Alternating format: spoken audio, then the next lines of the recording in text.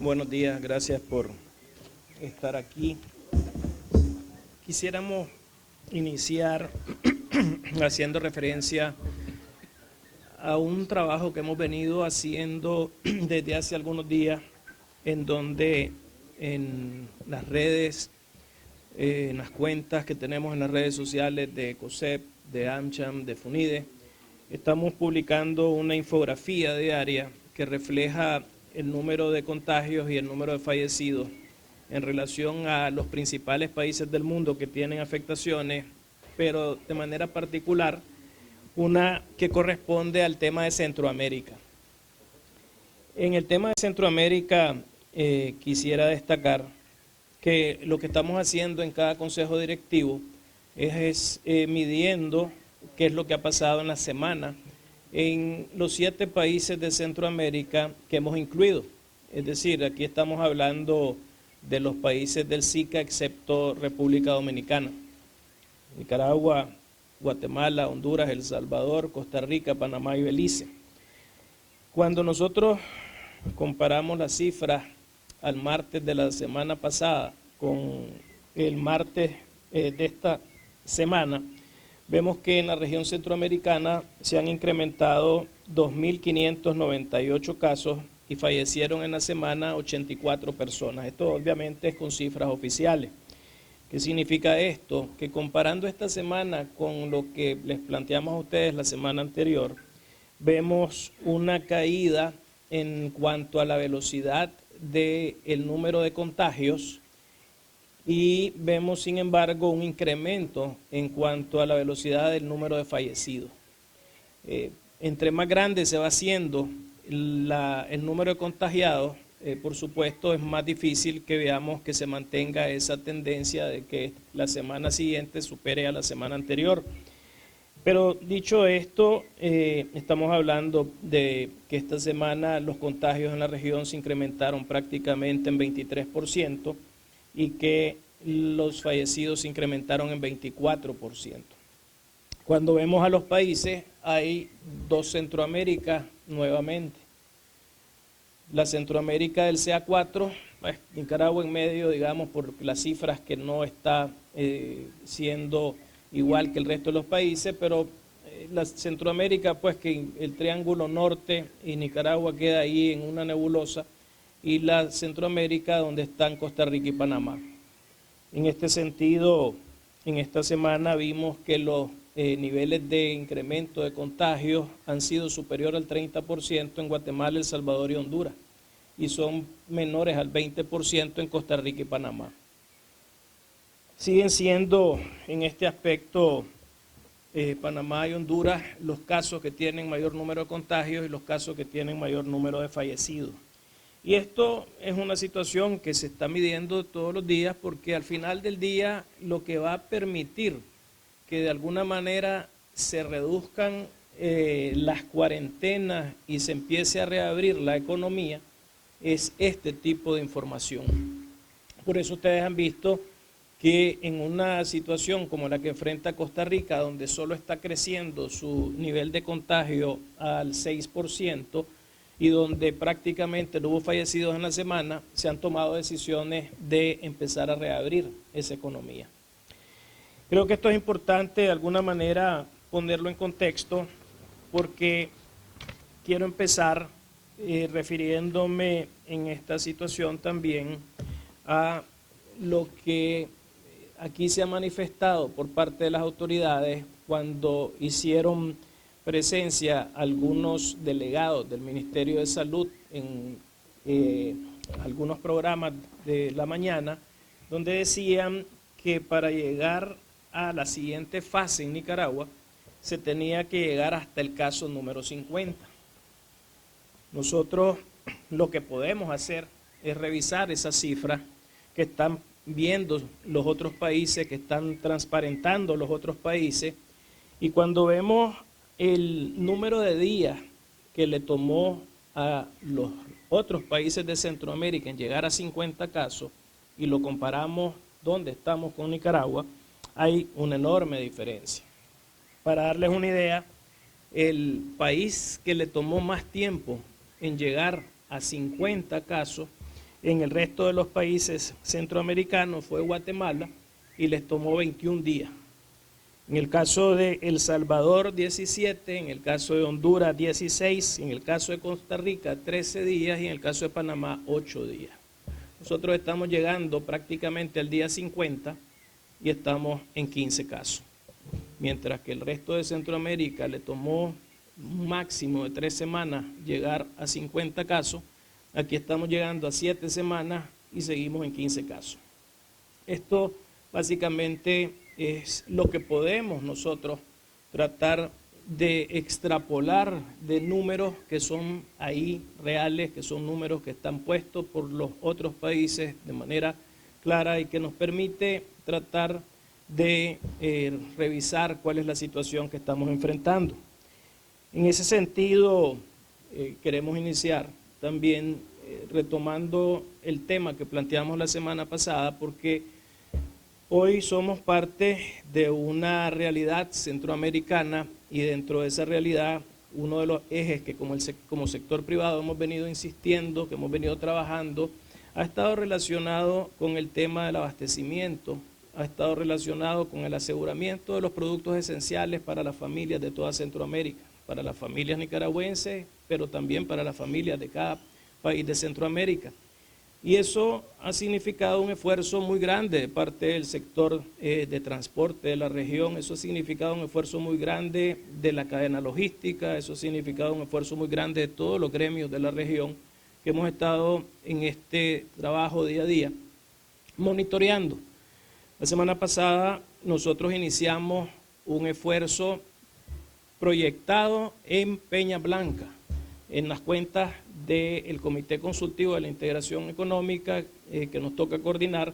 Estamos presentando diario qué está sucediendo en la frontera entre Costa Rica y Nicaragua. Estamos subiendo las fotos, estamos diciendo, informando cuántos kilómetros de contenedores existen y qué es lo que les está pasando a este sector, porque también tenemos no solo que asegurar el abastecimiento de la región como sector privado, sino que también tenemos que asegurar la salud de esas personas que están haciendo este traslado. La semana pasada que empezamos este esfuerzo, empezamos con líneas de 15 kilómetros en el caso de Costa Rica hacia Nicaragua, y esos 15 kilómetros se han venido reduciendo a 5, a 4, hemos tenido días en la semana sin filas y tenemos filas hasta de menos de 1 kilómetro ahora. Sin embargo, del lado contrario, tenemos un problema distinto. Quiero empezar señalando pues que en el caso de Costa Rica hacia Nicaragua no tenemos problemas porque es un primer punto importante en relación a asegurar que en el caso del abastecimiento de los productos que consume Nicaragua no hay ningún tipo de problema y no tenemos en este momento ninguna situación que esté afectándose. Estamos recibiendo lo que viene de Costa Rica y estamos recibiendo lo que viene del Triángulo Norte. Sin embargo, tenemos más de prácticamente desde casi una semana, el jueves pasado, que empezó a haber una situación en donde sí tenemos que los patios de importación del lado de Costa Rica hacia Costa Rica y hacia Panamá y las filas que hay del lado de la frontera Nica hacia Costa Rica, sí están todavía con una situación esperando la respuesta de las autoridades migratorias de todos los países en relación a una solicitud de pasar de 3 días la autorización de los transportistas en los países de la región a 10 días. Esa respuesta no se ha dado, esa respuesta ha hecho que entonces los transportistas están en la frontera esperando esa respuesta sin moverse. No solo eso, ya empieza a haber un esfuerzo conjunto de los transportistas del CA4, en donde con la situación que están viviendo, están hablando nuevamente de irse hacia un paro y bloquear lo que significa este tránsito de conductores que vengan de Costa Rica y Panamá hacia el CA4. Nosotros aquí queremos hacer un nuevo llamado, lo hemos estado haciendo todos los días, a las autoridades de SICA, de CIECA. El Consejo de Ministros de Economía obviamente tomó una decisión correcta recomendando que se pase esos 10 días. Sin embargo, las autoridades migratorias y al final los gobiernos de la región no han tomado la decisión de que se autorice esto, y esto al final del día lo que está provocando es que se vea una amenaza en esta situación. Nuestro llamado es para que esas autoridades tomen esta decisión lo más pronto posible. De hecho, el que tengas esta aglomeración de conductores es un riesgo para la salud de ellos. El día de hoy, Costa Rica tomó la decisión de poner, el Ministerio de Salud de Costa Rica tomó la decisión de poner un puesto en la frontera donde cada conductor que va a entrar hoy a Costa Rica va a pasar por un tamizaje donde se le va a hacer un examen de COVID. Si ese examen no refleja ningún tipo de señal, ese conductor va a poder entrar. Si el examen hace que se tenga dudas sobre ese conductor, se tendrá que esperar a la respuesta del examen, que toma 24 horas. Si luego esa persona no está contagiada, va a poder entrar. El que obviamente está contagiado no va a poder entrar. Ese conductor se quedará teniendo que dar la vuelta, regresar a Nicaragua, y esa es una situación que obviamente tenemos que tomar en cuenta, porque hay que hacer este tipo de medidas de manera homogénea, ver qué es lo que se va a hacer en esos casos. Y por el otro lado, si hay un conductor que pasó y resultó que era sintomático y está contagiado, obviamente las autoridades costarricenses lo van a ir a buscar y lo van a ir a atender.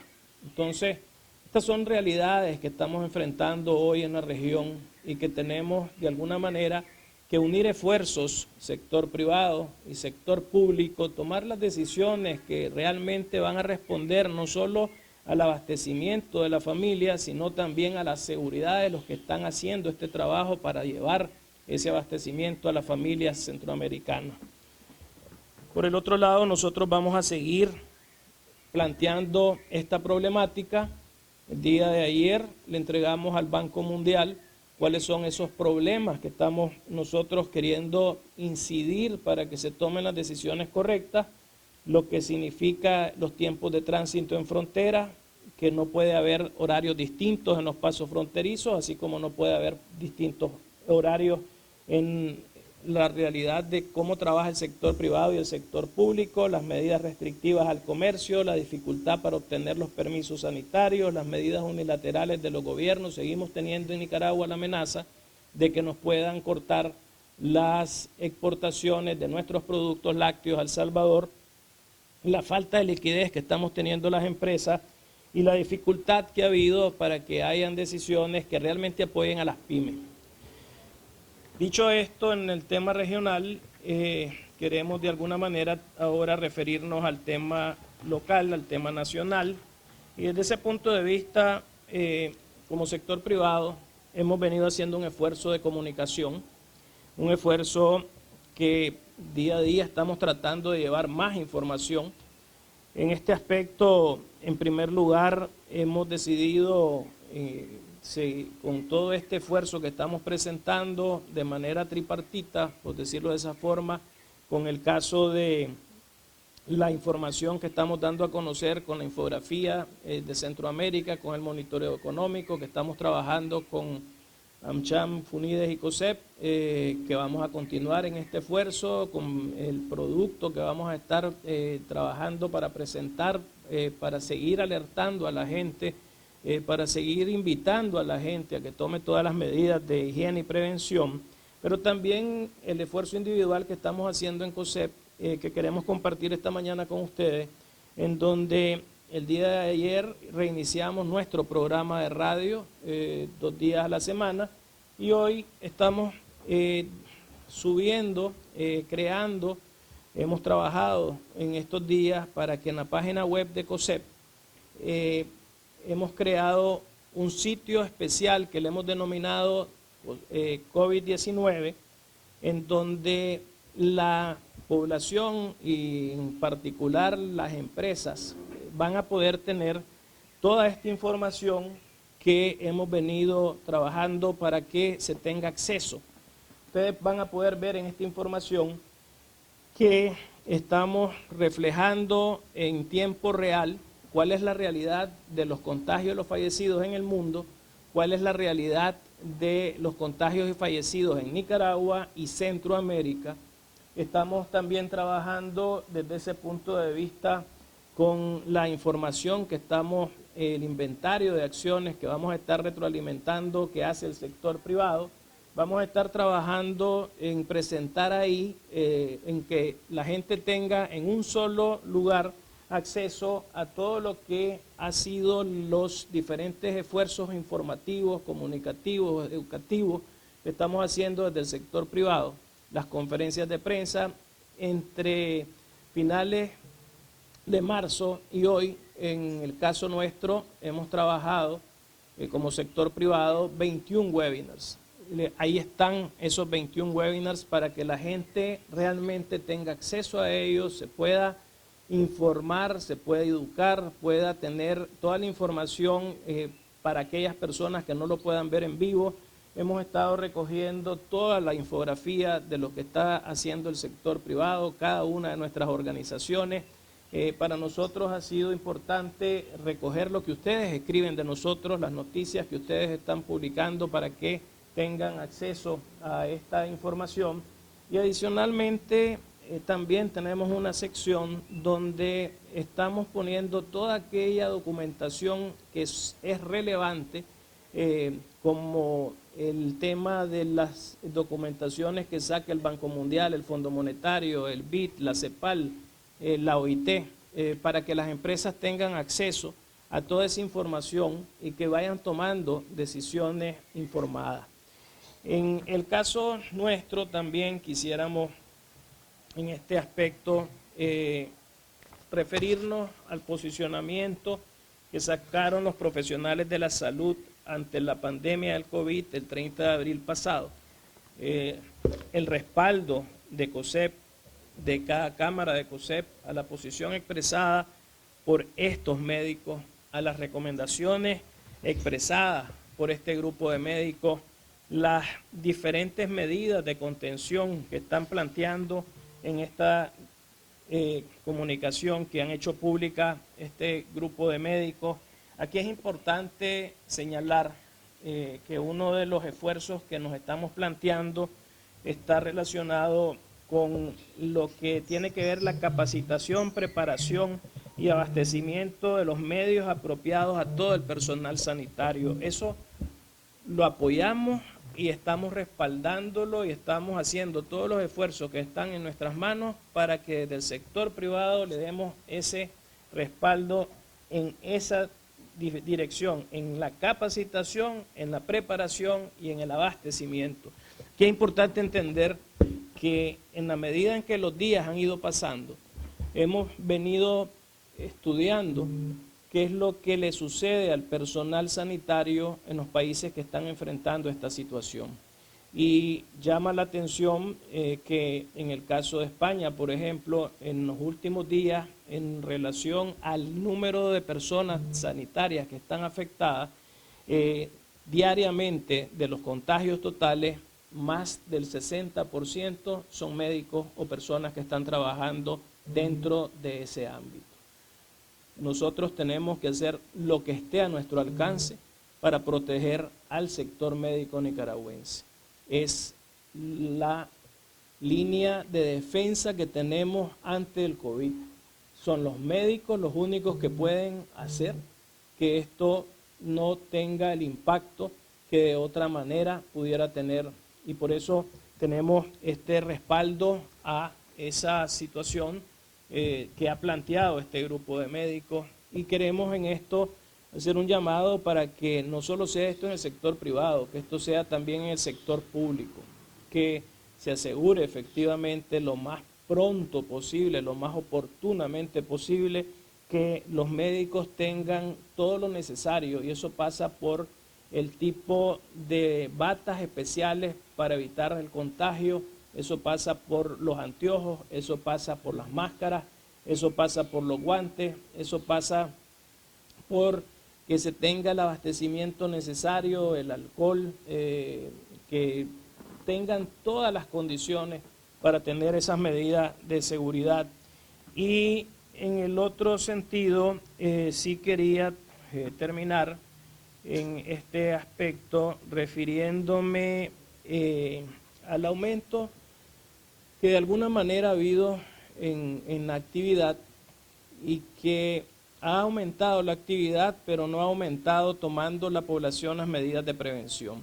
Y aquí quisiera hacer un llamado primero al sector privado, a aquellas empresas del sector privado donde hay aglomeración de personas trabajando, donde hay aglomeración de personas requiriendo los servicios del sector privado, para que por favor se evite la aglomeración en las entradas.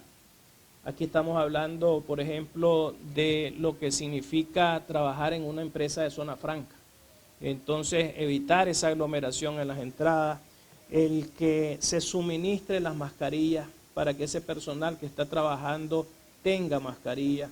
Aquí es un tema de hacer lo que está en la responsabilidad de esas empresas para que los trabajadores de aquellas empresas, e insisto, que no son en este caso parte de COSEP, pero sí que les corresponde también asumir esa responsabilidad, que se suministre esas mascarillas y que de alguna manera tenemos que tener cuidado en qué tipo de productos, y quiero terminar con esto, se está dando.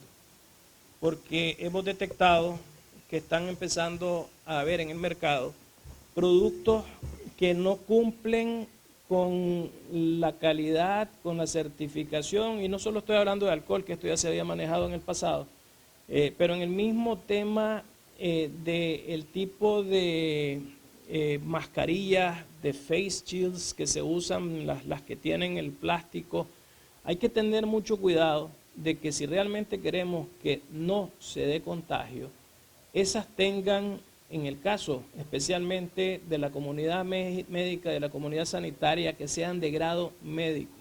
No es cualquier tipo de mascarilla, no es una mascarilla que sí puede ayudar a un colaborador nuestro que atiende en un banco o que atiende en un supermercado.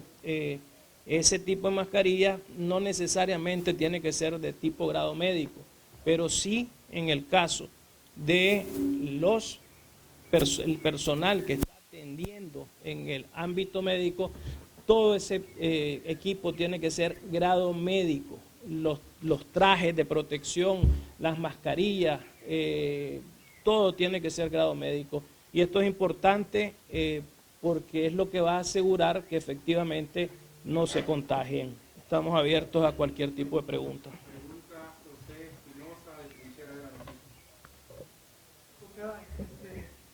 Desde que 15 casos mencionaste hasta hoy, el MINSA dice 16. Que son seguimientos, dice.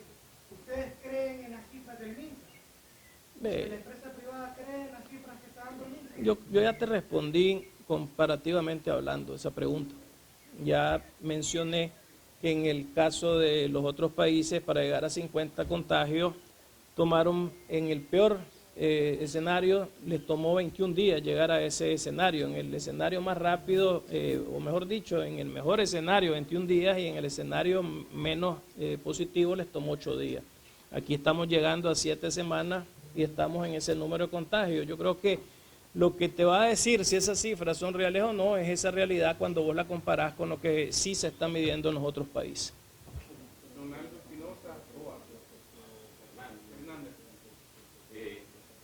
¿Tienen cifras de las empresas que han cerrado parcialmente o han cerrado totalmente desde que el sector privado adoptó medidas como el teletrabajo o la cuarentena? Y también sobre las proyecciones que tienen en el desempleo al cierre del año 2020. Aquí de nuevo, desafortunadamente, Nicaragua es un país donde predomina la economía informal. La economía informal no tiene capacidad de poder detenerse. Por eso hemos insistido que lo que tenemos que hacer es un llamado para que esa persona que tiene que asegurar el sustento diario para su familia tome las medidas de precaución necesarias, que use mascarilla. ¿Qué pasa? Este domingo, uno de los centros comerciales que queda en un lugar donde hay una importante afluencia de la clase media nicaragüense, estaba completamente lleno sus restaurantes, llenos sus bares, y lo que menos vistes ahí es que hubieran las personas por lo menos tomado esa necesaria autoprotección de utilizar máscara. Entonces, aquí es en ese sentido donde nosotros estamos insistiendo en que se tienen que dar este tipo de direccionamiento de parte de lo que nosotros podemos hacer para que ojalá se entienda que estas son las situaciones que sí están en nuestras manos para poder tener la salud, para poder protegernos. La salud está en nuestras manos, así que desde ese punto de vista eso es lo que podemos hacer. No sé si te terminé de responder la pregunta. No. Con respecto al desempleo, ¿cómo va a ser el año 2020? Y comparten las proyecciones que tienen organizaciones como FUNIDE. Sí, no, es que obviamente aquí estamos trabajando en ese esfuerzo conjunto, es decir, las cifras que presenta FUNIDE, nosotros estamos, por supuesto, avalando esas cifras. De hecho, hay una enorme preocupación porque podemos ver a Nicaragua al final de este año en escenarios todavía mayores de los que los organismos internacionales han dicho que va a caer la economía. Es decir, que puede ser la caída aún peor de lo que se ha manifestado hasta hoy por parte de estos organismos. Se ha hablado de una caída de 4, de 5 puntos. Hay en este sentido números que arrojan que puede ser la caída mayor de 7 en adelante. De hecho, en la región, en Centroamérica, estamos viendo una caída en promedio de casi 3 puntos para este año. El caso de Nicaragua, que acumula una crisis sociopolítica, obviamente va a ser peor. Y en el caso nuestro, que desafortunadamente tenemos un sector de zona franca que hoy está sin órdenes de compra, se ha logrado reconvertir parte de la zona franca, hoy se están haciendo mascarillas, se están haciendo otro tipo de productos para la exportación y eso genera empleo, pero no en las cantidades que se estaba generando antes. Entonces tenemos esa situación y tenemos la caída de las remesas. Desde ese punto de vista, entonces estamos viendo una situación compleja y por eso en el inicio de la respuesta hablaba de que el problema que tenés que con el sector informal, vos no podés detener ese sector, lo que tenés que de alguna manera es esperar que, por lo menos en el caso nuestro, seguir buscando esos recursos que permitan darle acceso al financiamiento. Sin embargo, aquí seguimos esperando políticas de las autoridades que ayuden en ese sentido a ese sector de micro y pequeñas empresas que no están todavía recibiendo esa ayuda.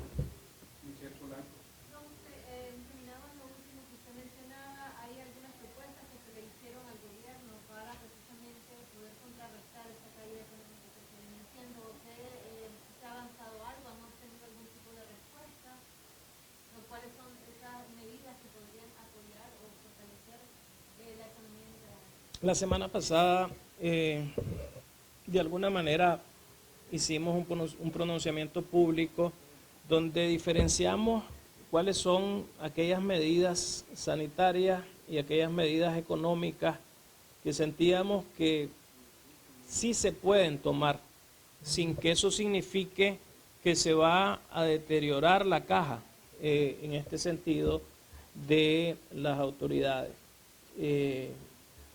Nosotros hablamos en el tema económico de lo que es una solicitud, de lo que es un llamado a gritos que están haciendo los micros, los pequeños, los medianos y hasta los grandes empresarios alrededor de la reducción de la tarifa de energía. Ayer se anunciaba en Honduras que a partir del mes de mayo va a caer la tarifa energética, se va a reducir en 15%. Vemos cómo se suma Honduras a otras medidas que ya se habían tomado en otros países de la región, reduciendo este tipo de tarifas. Aquí no se han podido implementar los cambios de normativas que permitan que las personas tengan en este sentido una posibilidad de oxigenarse en cuanto a su flujo de ingresos. Siguen sin dar ese tipo de respuesta. Desafortunadamente eso es vital de cara hacia lo que es la sostenibilidad, especialmente los más pequeños.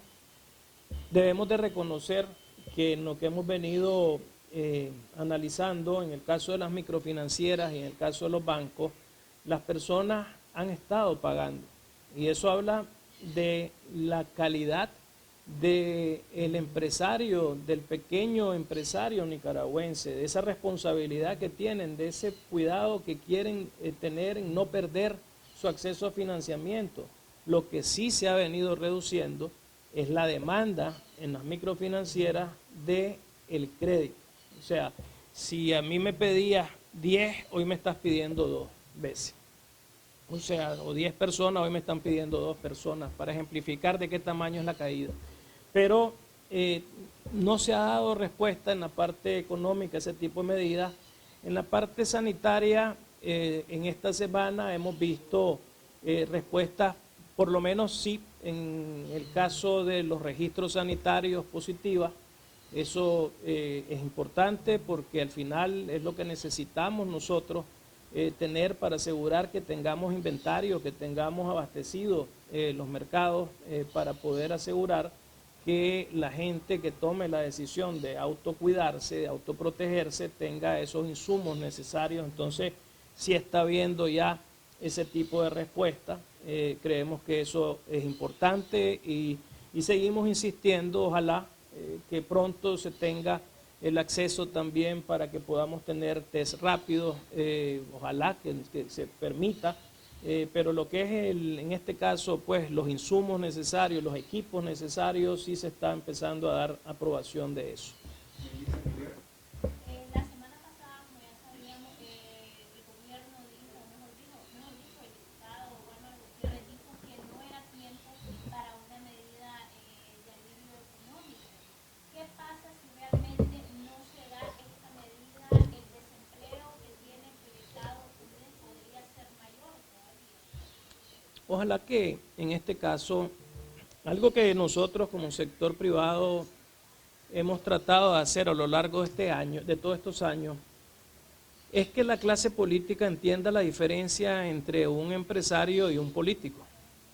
No es lo mismo tener asegurado tu ingreso con el trabajo que hacemos los empresarios todos los días y que te asegura que ese político va a seguir teniendo su salario, pero lo que nosotros no tenemos seguro es si ese empresario va a poder seguir generando ese ingreso y va a poder seguir pagándole a su colaborador y va a poder además pagar los impuestos que aseguran que ese político tenga ese salario asegurado. Entonces, yo creo que hay que en esto ser claros de que vamos a seguir y por eso estamos dando este tipo de respuestas, este tipo de conferencias, este tipo de esfuerzos de informar para que aún estas personas que ven el mundo al revés entiendan que nosotros no somos parte de diferente de ese mundo donde están todos los países haciendo esfuerzos en esa dirección. Así es que desde ese punto de vista nosotros sí vamos a seguir haciendo este esfuerzo de llevar esta información, de que ojalá la conozcan, la escuchen, la analicen, la digieran y la hagan uso de ella, que se traduzca en medidas que ayuden a los que son los que permiten que este país salga adelante, que son todos esos miles y millones de pequeños empresarios. ¿El sector empresarial ha hecho algún monitoreo de sus colaboradores en el sentido de saber el estado de salud de ellos, como para ir pues haciendo un levantamiento, un conocimiento de qué tanto ha afectado la pandemia en el sector formal? Muy buena pregunta. El día de hoy hemos enviado a la OIT, hemos venido trabajando en la estructuración de una encuesta que vamos a hacer a partir de la próxima semana en todo el sector privado formal. Una encuesta que recoge, queremos saber cuál es la salud de las empresas. Y esa realidad con el propósito de ver qué vamos a hacer para poder asegurar que esa empresa que se encuentra mal de salud, aseguremos que no termine perdiendo su salud. Y en ese sentido, obviamente, dentro de las preguntas que esta encuesta lleva, va preguntas que queremos saber dentro de esas empresas, cuántas personas han tenido síntomas, porque lo que no podemos decir es que han tenido COVID porque no tenemos pruebas rápidas para poder saber si efectivamente lo tenían o no. Entonces esas preguntas sí están recogiendo pues, si esas personas han tenido síntomas y si se han tenido que ir a sus casas.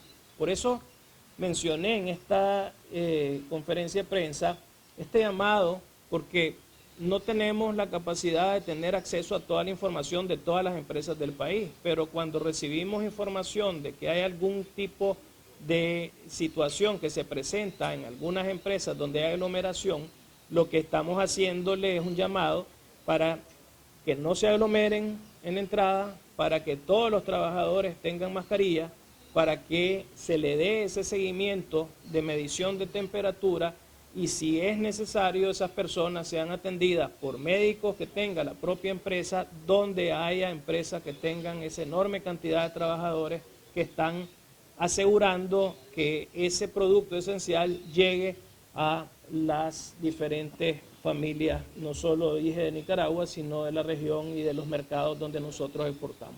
¿Cuándo deben tener este resultado? Esa encuesta la estamos iniciando la próxima semana con el respaldo de la OIT. No es una encuesta que se está manejando, digamos, estamos queriendo tener tecnológicamente hablando las mejores condiciones posibles, entonces probablemente 2 semanas después. Entonces, su opinión sobre las sanciones de la Unión Europea y el Reino Unido. En relación a las sanciones que hemos visto esta semana, yo creo que aquí ha quedado claro que hay una posición hoy compartida. Esta mañana el subsecretario Michael Kosak señalaba que en un esfuerzo entre Estados Unidos y la Unión Europea se habían dado este tipo de acciones. Entonces lo que estamos viendo es que ya no es uno actuando unilateralmente, sino que ahora es Estados Unidos actuando en conjunto con la Unión Europea de alguna manera en esa dirección. Esto significa que estamos llegando prácticamente a 30 países que están sancionando ya, en este caso a funcionarios, y que el mensaje más allá de las sanciones es la demanda que están planteando, en este caso los que están sancionando. Y la demanda que ha quedado clara de parte de los dos grupos, o de los dos, digamos, en este caso Estados Unidos y la Unión Europea, es la liberación de los presos políticos sin condición, es que haya reformas electorales que permitan que tengamos elecciones creíbles en este país y la restitución de los derechos.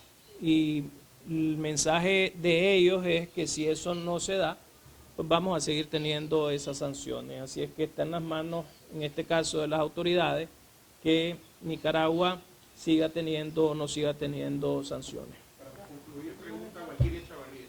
No, José Adamo, si esas sanciones sean particulares a funcionarios, ¿estas afectan o no a Nicaragua en cuanto a la obtención de recursos en organismos internacionales, sobre todo para hacerle frente a la pandemia? Uno, y me gustaría saber si también afecta la balanza comercial o el vínculo comercial con los países de la Unión Europea.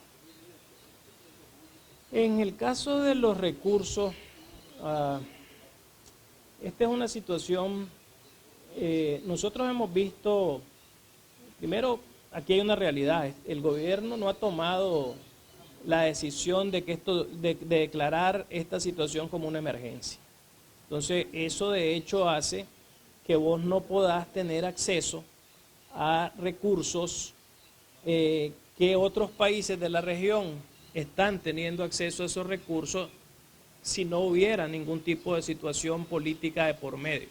Entonces, lo primero es que aquí no hay esa declaración, por lo tanto, no tenés cómo saber si hubiera una solicitud del gobierno, hubiera la misma respuesta para este país que han tenido los otros países.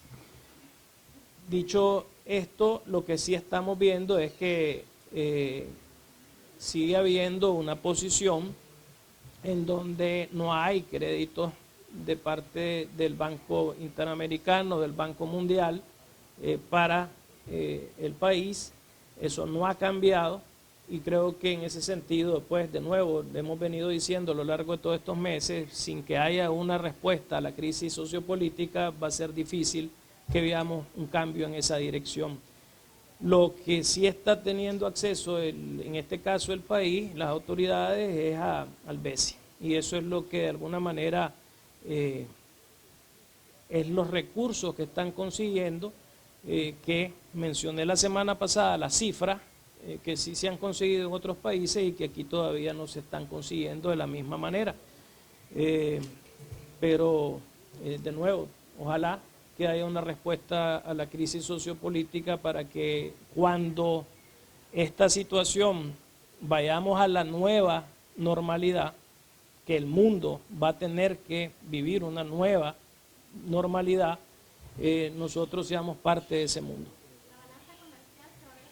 Con la Unión Europea tenemos una balanza comercial muy pequeña. En este sentido, lo que es las exportaciones nuestras se siguen dando, es decir, ahí tenemos abierto el tránsito de mercancías por vía aérea, tenemos abierto el tránsito de mercancías por vía marítima, no hay en ese sentido una afectación en relación a esa situación. Las medidas que se tomaron ahorita no tienen ningún impacto en el tema comercial, así es que ni por el tema de la sanción ni por el tema del COVID, la balanza comercial con la Unión Europea está siendo afectada.